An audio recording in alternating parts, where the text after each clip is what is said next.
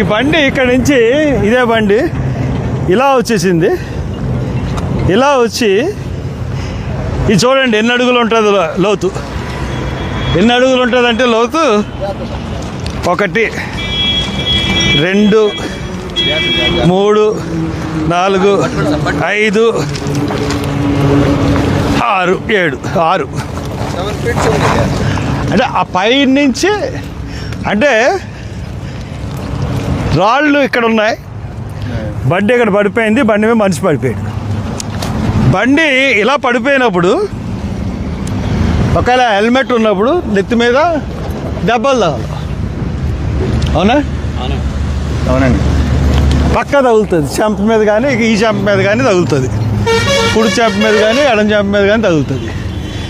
కానీ బండి ఇక్కడ పడిపోతే ఈ నడినెత్తి మీద ఈ ముఖం మీద దెబ్బలు ఎలా తగులుతాయి? ఇలా వచ్చాడు. ఇలా వచ్చి పోని బండి ఇటు మీద పడిపోయింది అనుకుందాం. నెత్తి మీద ఎలా దెబ్బలు తగులుతాయి? ఈ భుజం కాళ్ళు ఇరుగుతాయి. ముఖం మీద అంతే కదండి. అవునా? అందరూ చూపించి ఇక్కడి నుంచి వచ్చి మీరు అందరూ చూడడానికి వచ్చారు. ఆడవాళ్ళు కూడా వచ్చారు, లేడీస్ కూడా వచ్చారు. అందరూ అక్కడ పాప వాళ్ళు ఉన్నారు. ఇంత స్పాట్లో ఇలా తగ్గిపోతే మనిషి చచ్చిపోతాడండి. అసలు అసలు చచ్చిపోయేంత లోతు ఏమైనా ఉంది? ఇది చిన్న దెబ్బలు తగులుతాం అంతే. అంతే చిన్న దెబ్బలు లేవు పైకి వచ్చేస్తారు.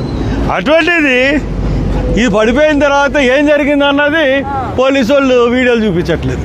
వాళ్ళందరూ తీరా అక్కడి నుంచి వాళ్ళందరికీ.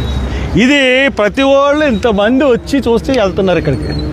అంటే ఆ పాస్టర్ని చంపేశారు. చంపేసి ఇక్కడ ఎక్కడి నుంచో తీసుకొచ్చి ఇక్కడ పడేసి ఇక్కడ బండి ఇలా పెట్టిపోయారు.